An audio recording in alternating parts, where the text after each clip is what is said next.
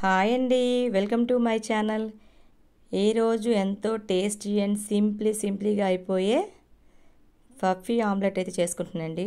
ఈ ఫ్లఫీ ఆమ్లెట్కి కావాల్సినవి 4 ఎగ్స్ తీసుకోవాలండి. 4 ఎగ్స్ తీసుకొని ఒక బౌల్లో ఎల్లో వేసుకోవాలి, ఒక బౌల్లో వైట్ వేసుకోవాలి. రెండు సెపరేట్ చేయాలండి, వేరే వేరే బౌల్లోని చూపించే విధంగా మిక్స్ చేయాలండి. ఎల్లో అన్నది జస్ట్ 1 సెకండ్ అలా మిక్స్ చేస్తే చాలు, కానీ వైట్ మాత్రం ఫుల్గా బీట్ చేయాలండి. ఫుల్గా బాగా మిక్స్ చేస్తేనే ఆ క్రీమీ టెక్స్చర్ అనేది వస్తుంది.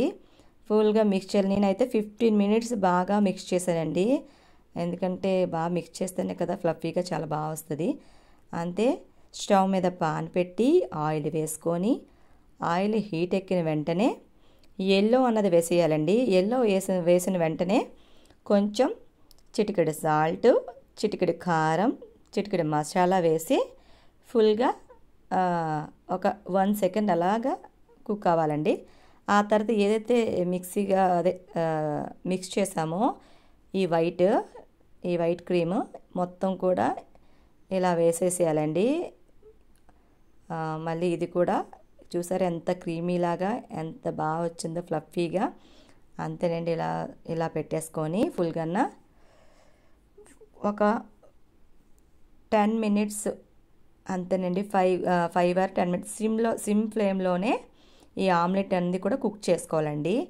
అంతే, ఈ వైట్ మీద కూడా కొంచెం చిటికెడు సాల్ట్, చిటికెడు కారం, మసాలా వేసుకోవాలండి, బాగా ఫ్రై అవుతుంది.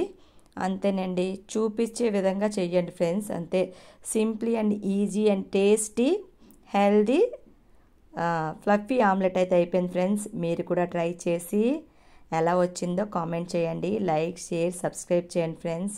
Thank you, bye bye.